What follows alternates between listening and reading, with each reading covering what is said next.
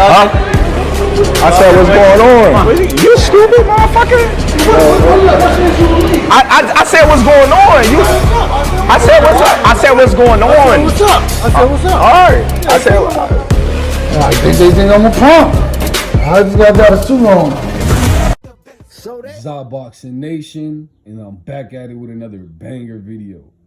So Terence Crawford kind of disrespects Derrick James after, I'm pretty sure this was after the press conference with Errol Spence Jr. And I know that Errol Spence Jr. is mentally strong, so he's not going to allow something that Derrick James and Terence Crawford affect the fight. So he's not going to allow that to amp him up. I think he's going to stick to his game plan. Spence Jr. being the most fundamentally sound boxer in the sport of boxing, period. We have to remember, Errol Spence Jr. has sparred with Floyd Mayweather, and he looked good against Floyd Mayweather up until Floyd Mayweather caught him with an uppercut. So I do believe that Errol Spence Jr. he's like a silent killer. Chris Algieri called him the Terminator, and I can say rightfully so.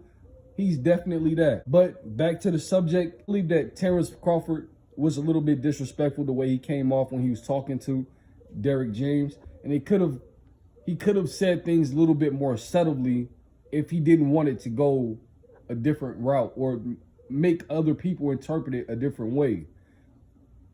Terence Crawford said, "What's up, dumb MFer?" And that was super disrespectful. I don't know if he thought that Derrick James was going to break character and then try to fight Terence Crawford. Derrick James ain't that type of person. Derrick James, although he can fight, he trains world champions. So we know that he has the pedigree.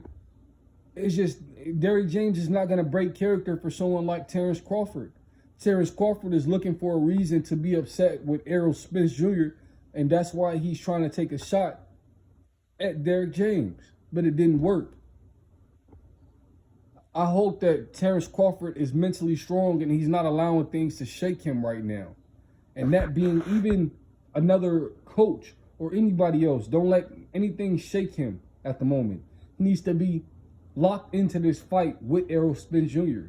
This fight can either be very short. I believe if they started to feel each other out and understand each other's power, this fight can definitely go 12 rounds and be action-packed for 12 rounds.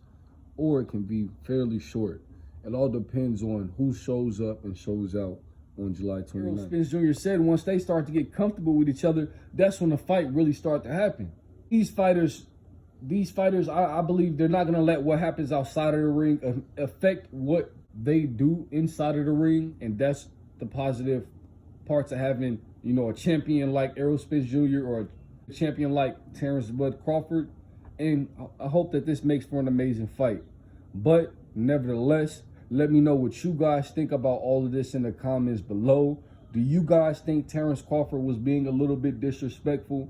Or how do you guys see this fight playing out July 29th? Do you guys have Errol Spence Jr. or do you guys have Terence Crawford? And what do you feel like the keys to victory for each person would be? But until next time, it's Boxing Nation, and I'm signing out.